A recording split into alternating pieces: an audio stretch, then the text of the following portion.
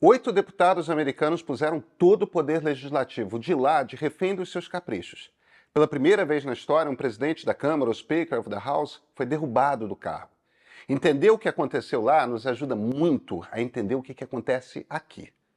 O desenho é o seguinte: 435 deputados têm direito a voto na Câmara, ou seja, maioria simples é 218. Deles todos, 221 são republicanos e 212 democratas.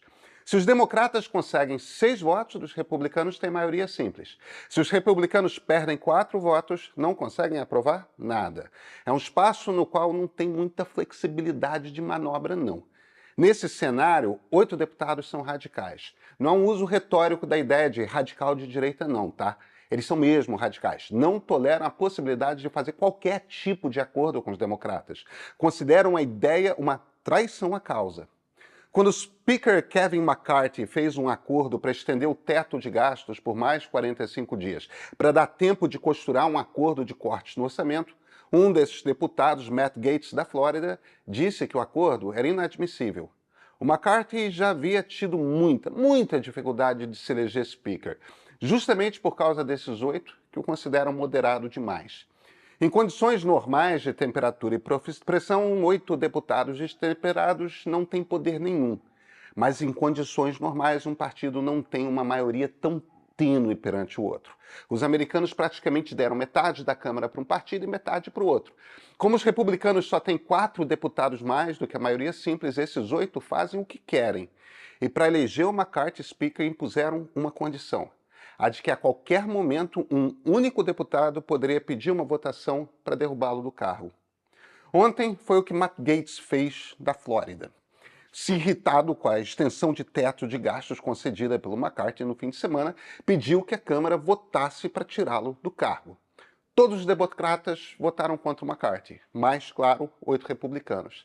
Sem presidente, a Câmara não vota nada. Só pode voltar a trabalhar quando houver um novo presidente. O acordo, nesse momento, parece impossível. Pode ser muito demorado. Pela primeira vez na história, mas o que quer dizer isso? Onde está o problema numa democracia que permite a 8 deputados federais, 8 parlamentares, sequestrarem por completo um poder inteiro? Existe algum paralelo possível com o Brasil? Vamos conversar?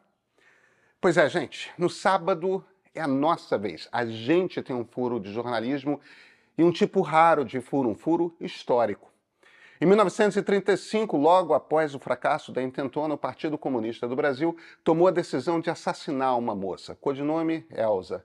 Ela era descrita por alguns como namorada de um dos dirigentes, por outro como alguém que trabalhava ali para eles, cozinhava, passava roupa. Todos, inclusive Luiz Carlos Prestes, a chamavam de a garota.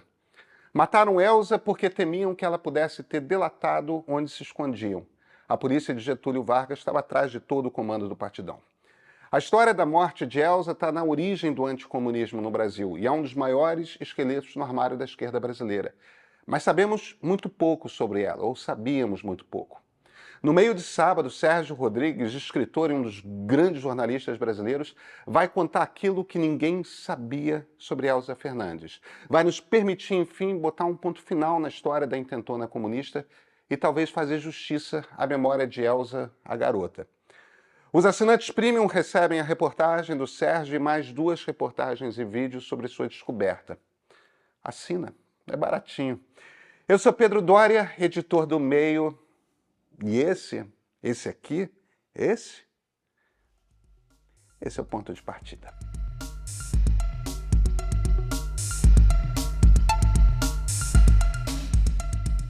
É muito fácil a gente olhar para o macro numa crise política e assim não compreender o micro, porque decisões, elas na verdade são tomadas no micro.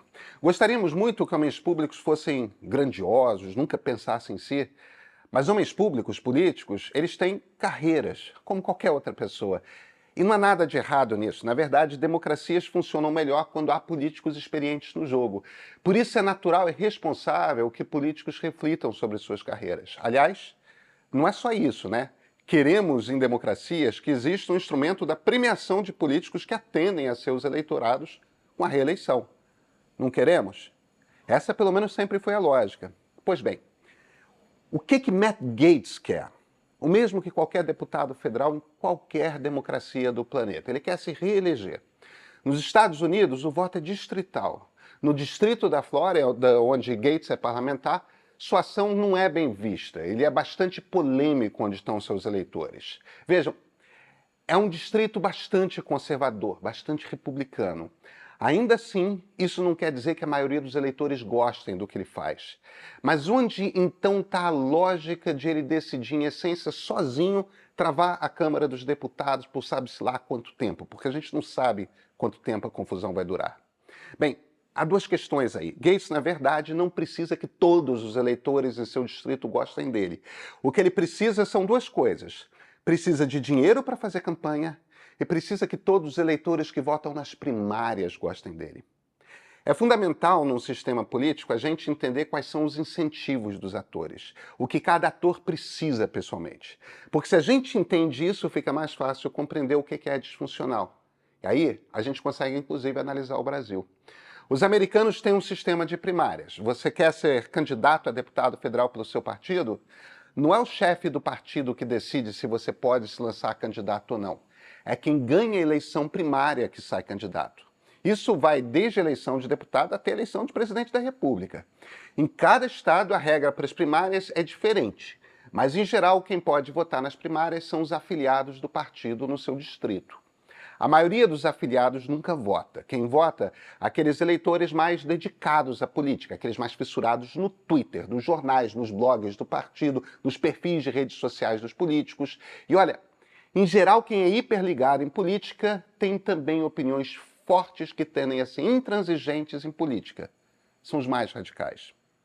Depois que foi escolhido como candidato a deputado do Partido Republicano num distrito em que a maioria dos eleitores são conservadores, Gates tem a eleição bastante garantida. Afinal, o pessoal não vai votar no candidato democrata. E aí entra o segundo ponto, que é o do financiamento de campanha. Ao convocar a votação para derrubar o Speaker da House, Gates virou foco da imprensa nacionalmente. O trumpista que não faz negócios com o governo Biden. O que ele faz com essa atenção a nível nacional? Arrecada fundos de campanha em todo o país. É o mesmo processo que Jair Bolsonaro toca aqui. A cada decisão da justiça contra ele, ele manda lá um sistema perseguindo o capitão. Derramam pelos apps da vida o número de Pix e mais alguns milhões entram na sua conta bancária. Ao paralisar sozinho, com o voto de mais 7, a Câmara dos Deputados, Matt Gaetz está fazendo uma quantidade abissal de dinheiro. Ou seja, as regras do jogo incentivam a irresponsabilidade. Mas as regras do jogo não foram sempre assim? Foram sim. Então o que mudou para o caos completo se instaurar? Donald Trump mudou o jogo. O problema é o seguinte: existia uma listinha de itens que um político republicano devia cumprir. Tem de falar isso, tem de falar aquilo, tem de prometer não sei o quê. Ronald Reagan costurou e construiu esse modelo de republicano ideal. Corta gastos com política social, aumenta gastos com as Forças Armadas. Sai cortando tributação de empresas e pessoas ricas, porque o raciocínio é de que menos tributadas, empresas grandes e pessoas ricas contratam mais e isso anima a economia. Tudo quanto é político do Partido Republicano empregava alguma variante desse raciocínio. Aí, de repente, chega o Donald Trump e fala nada disso. Os Estados Unidos não têm de ficar se metendo em conflitos externos, dane-se o mundo. O presidente americano tem de se preocupar com americanos. Faz um discurso abertamente contra gente rica, contra a elite malvada, etc. Vejam, é só discurso, tá? Ele continua dando os cortes de impostos, só que agora emprega um discurso que nada tem a ver com a prática. Hipocrisia pura. Põe toda a carga em temas morais. Aborto, uso de banheiros por pessoas trans. As escolas estão transformando seus filhos em gays. Toda a carga nessas coisas. Nunca ninguém tinha feito isso. Muda por completo o discurso padrão do candidato republicano. Seria só um maluco. Mas o que aconteceu? Ele ganhou as primárias, se tornou candidato a presidente e se elegeu presidente. Ele perdeu sim a reeleição, mas perdeu por muito pouco. O fato é que esse caminho que Trump escolheu deu certo e assim ele reinventou a maneira como candidatos de direita se portam. Porque embora não agrade a maioria dos eleitores, agrada muito uma base que fica mobilizadíssima. Uma base que enche de dinheiro para as campanhas eleitorais e vota apaixonadamente nas primárias. Depois que essa fórmula deu certo uma vez, é muito difícil mudar. É por isso que, pela primeira vez, um presidente da Câmara dos Deputados foi apeado do cargo. É por isso que 8 parlamentares se sentem confortáveis em paralisar por completo um dos 3 poderes. Eles só têm a ganhar individualmente. Dane-se o país. 8 deputados não conseguiriam, no sistema brasileiro, tornar a Câmara refém. O pluripartidarismo evita isso. E nenhum deputado é premiado por se recusar a negociar com o governo brasileiro. Aqui, na verdade, o problema é outro, mas se explica da mesma forma. Aqui a Câmara consegue deixar o governo de refém. Faz isso porque os incentivos são outros. Para se reeleger, um deputado precisa mostrar que levou muito dinheiro para sua cidade, para sua região. Por quê?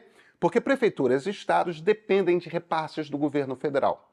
Brasília controla o caixa do Estado brasileiro, aí vira briga de faca por quem consegue arrancar umzinho a mais.